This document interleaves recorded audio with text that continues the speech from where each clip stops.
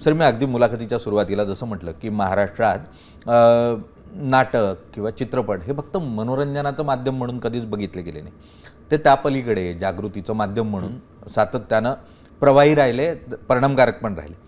मधल्या काळामध्ये ज्या स्वरूपाचं सामाजिक बदल आपल्याला दिसतात, म्हणजे महाराष्ट्राच्या सांस्कृतिक असो, वैचारिक असो, राजकीय असो, या सगळ्या बदलांमध्ये कलाकार म्हणून ज्या भूमिका साधारण आपण अपेक्षित होतो, तुम्ही 50 म्हणजे साधारण 5 दशकं तुम्ही या क्षेत्राशी निगडीत आहात.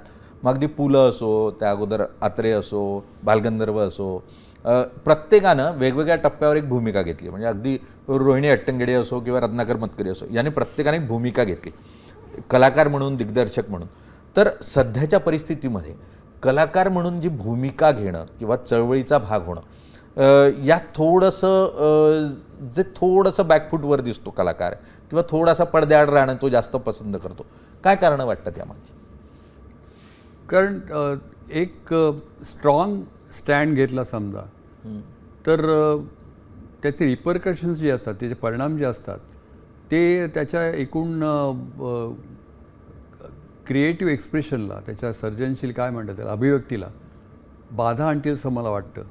त्याचं म्हणजे तितक्या ह्यानी ते रिसीव्ह होईल का सध्याच्या काळामध्ये. आणि मला स्वतःला असं वाटतं की जसं तुम्ही एक हे करता तसं मला स्वतःला वाटतं प्रत्येकाला उघडपणे व्यक्त न होण्याचं सुद्धा स्वातंत्र्य हवं. बरं, मग प्रत्येकाने हातात हे घेऊन लगेच घोषणा दिल्या पाहिजेतच असं नाही.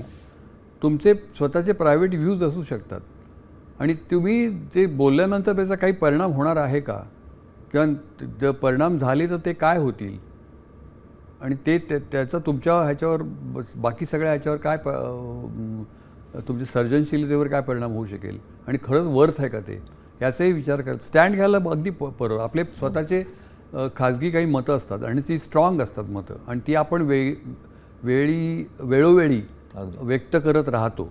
त्यात कुठे हे करत नाही. तो कोणी मला विचारलं, कोणीही नाही, कोणीही येऊन द्यावं तुमची मतं काय, आता लगेच आपण सांगणार नाही त्याला.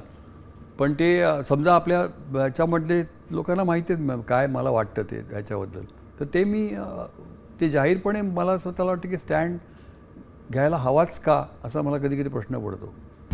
आता isakal.com आहे देशातील नंबर 1 ची मराठी न्यूज वेबसाईट. प्रत्येक अपडेटसाठी isakal.com ला नक्की भेट द्या.